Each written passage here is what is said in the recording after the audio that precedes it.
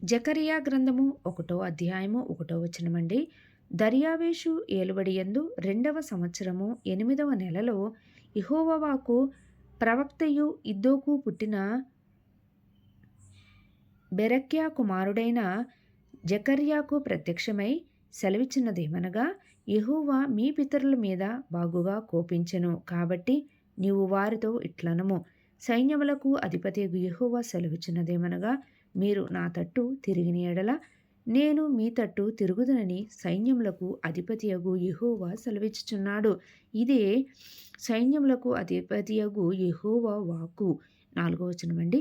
మీరు మీ పితరుల వంటి వారై ఉండవద్దు.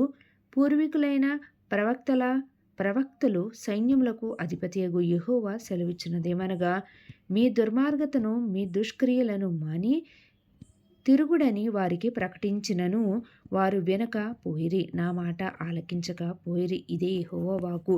మీ పితరులు ఏమైరి? ప్రవక్తలు నిత్యము బ్రతుకుదురా? అయినను నా సేవకులైన ప్రవక్తలకు నేను సెలవిచ్చిన మాటలను కట్టడలను మీ పితరుల విషయములో నెరవేరలేదా? నెరవేరగా వారు తిరిగి మన ప్రవర్తనను బట్టి క్రియలను బట్టి యెహోవా మనకు చేయదలచిన ప్రకారముగా ఆయన అంతయు మనకు చేసి ఉన్నాడని చెప్పుకొనిరి. 7వ వచనమండి.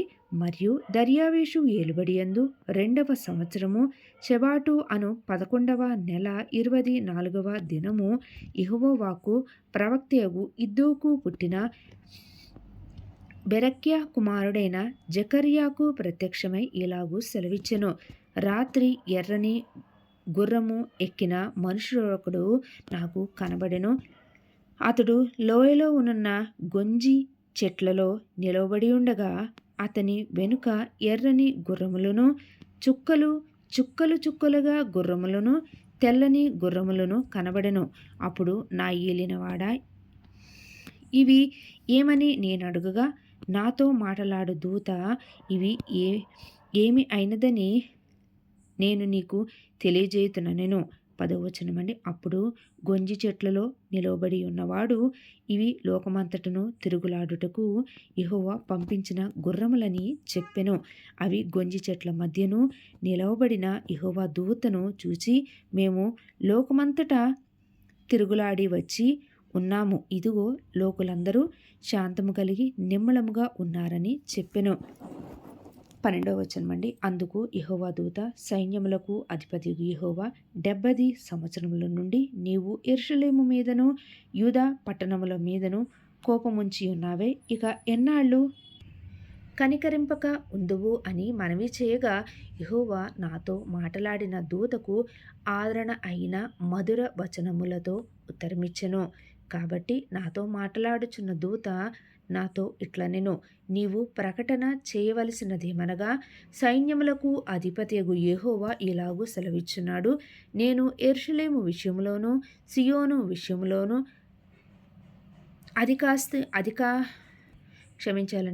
అధికాసక్తి కలిగి ఉన్నాను.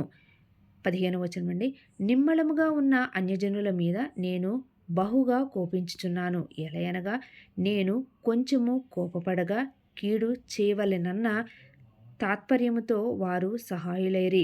కాబట్టి యెహోవా సెలవిచ్చినదేమనగా, వాత్సల్యము గలవాడనై నేను యెరూషలేము తట్టు తిరిగి ఉన్నాను. అందులో నా మందిరము కట్టబడును. యెరూషలేము మీద శిల్పకారులు నూలు సాగలగుదురు. ఇదే సైన్యములకు అధిపతియగు యెహోవా వాక్కు. నీవు ఇంకనూ ప్రకటన చేయవలసినదేమనగా, ఇక నా పట్టణములు భాగ్యముతో మరి ఎక్కువగా నింపబడును.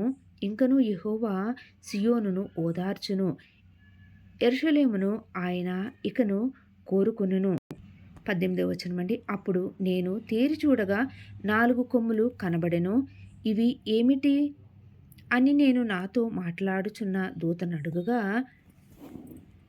అతడు, ఇవి యూదావారిని ఇశ్రాయేలు వారిని యెరూషలేము నివాసులను చెదరగొట్టిన కొమ్ములనెను. యెహోవా 4 కంసాలులను నాకు కనుపరచగా వీరేమి చేయబోచున్నారని నేనడిగినందుకు ఆయన, ఎవడునూ తల ఎత్తకుండా యూదావారిని చెదరగొట్టిన కొమ్ములు ఇవే. అయితే వాటిని భయపెట్టుటకును, యూదా దేశస్థులందరినీ చెదరగొట్టుటకై వారి మీద బలాత్కారము జరిగించిన అన్యజనుల కొమ్ములను పడగొట్టుటకును వీరు వచ్చి ఉన్నారని నాకు సెలవిచ్చెను. నెక్స్ట్ అధ్యాయం హగ్గయి జకర్యా గ్రంథము 2వ అధ్యాయం అండి.